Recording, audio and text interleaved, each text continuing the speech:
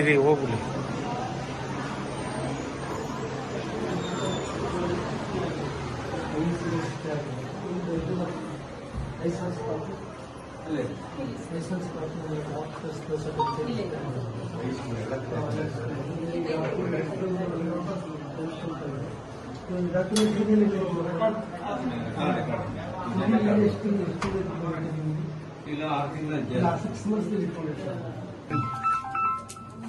ಬನ್ನಿ ನೀವು ಬನ್ನಿ ಹೋಗಿ ಬನ್ನಿ ಸರ್. ಸರ್ ಮಾಡ್ತೀವಿ ಸರ್, ಫೋನ್ ಮಾಡ್ತೀವಿ ಸರ್.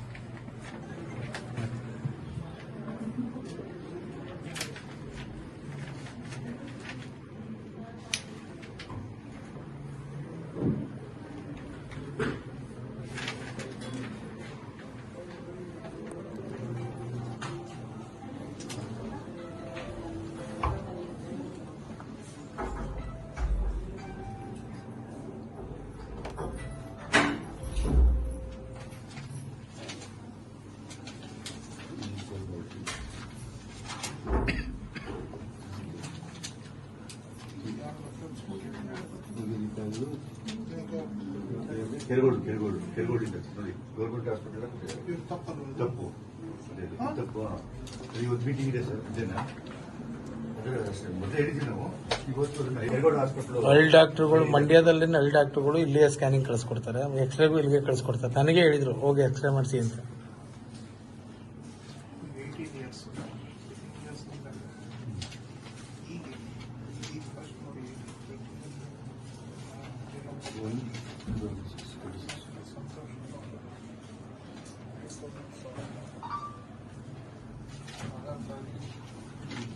ತಾಯಿ ಕಾರ್ಡ್ ತಾಯಿ ಕಾರ್ಡ್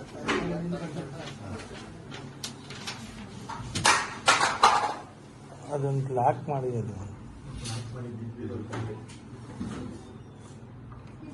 ಮೆನ್ಷನ್ ಮಾಡ್ತಾರೆ, ಡೇಟ್ ಆಫ್ ಬರ್ತ್ ಮೆನ್ಷನ್ ಮಾಡಲ್ಲ ತಾಯಿ ಕಾರ್ಡ್ ಅಲ್ಲಿ. ಆಯ್ತಾ? ಆಕ್ಚುಲಿ ಮೆನ್ಷನ್ ಮಾಡಬೇಕು.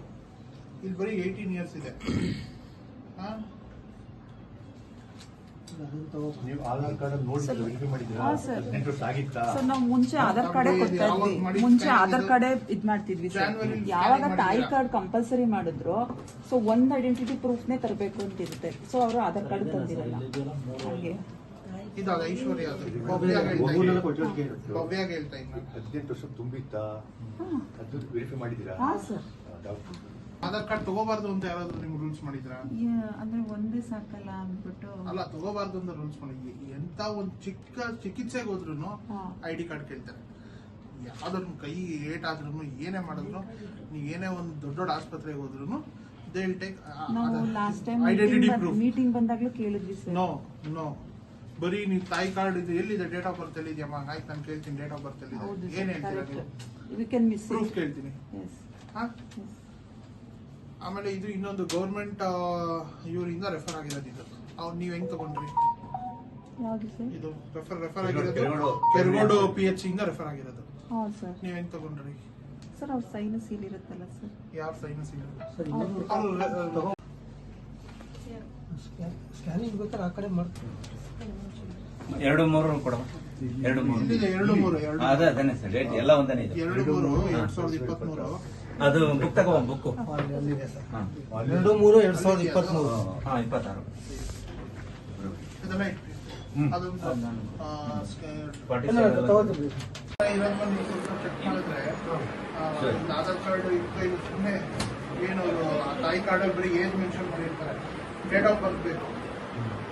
ಡೇಟ್ ಆಫ್ ಬರ್ತ್ ಇದ್ರೆ ನಮ್ಗೆ ಈಸಿಯಾಗಿ ಗೊತ್ತಾಗುತ್ತೆ. ಬರೀ ಏಜ್ ಬರ್ಬಿಟ್ರೆ ಹೇಗೆ ಆಮೇಲೆ ಇನ್ನೊಂದು government doctors are referring to private hospital that should not accept meeting a lady give show cause notice to the concerned medical MOs. ಎಲ್ಲ ಇದು ಒಂದ್ಸಲ ಇವು ಮಳೆ ರೆಕಾರ್ಡ್ ಮೇಲಿದೆಯಾ? ಓಕೆ ಮುಗಿಸ್ಕೊಳ್ಳಿ. ನಾನು ನಿಮಗೆ ನಾನು tell you will visit one more scanning centre. ನಾನು ಹೇಳ್ತೀನಿ ಮನುಷ್ಯ ಮತ್ತೆ ನಾನು ಹೇಳ್ತೀನಿ. ಡಿಸ್ಟ್ರಿಕ್ಟ್ ಲೆಪ್ರಸಿ ಆಫೀಸರ್ ಅಪ್ರಾಪ್ತ ವಯಸ್ಸಿನ ಮಕ್ಕಳಲ್ಲಿ ಗರ್ಭಾವಸ್ಥೆ ಆಗ್ತಾ ಇರೋದ್ರ ಬಗ್ಗೆ ಕ್ಯಾರ್ಪೇಟೆ ತಾಲೂಕಿನಲ್ಲಿ ಲೋಕಾಯುಕ್ತ ಪ್ರಕರಣ ದಾಖಲಾದ ಮೇಲೆ ನಮ್ಮ ಮಾನ್ಯ ಜಿಲ್ಲಾಧಿಕಾರಿಯವರು 24/4/2026 ಎಲ್ಲ DHO ಮತ್ತು ಎಲ್ಲ ಕಾರ್ಯಕ್ರಮ ಅನುಷ್ಠಾನಾಧಿಕಾರಿಗಳು ಮತ್ತು AC ಗಳ ಸಭೆ ನಡೆಸಿ ಒಂದು ಆದೇಶನ ಹೊರಡಿಸಿದ್ದಾರೆ.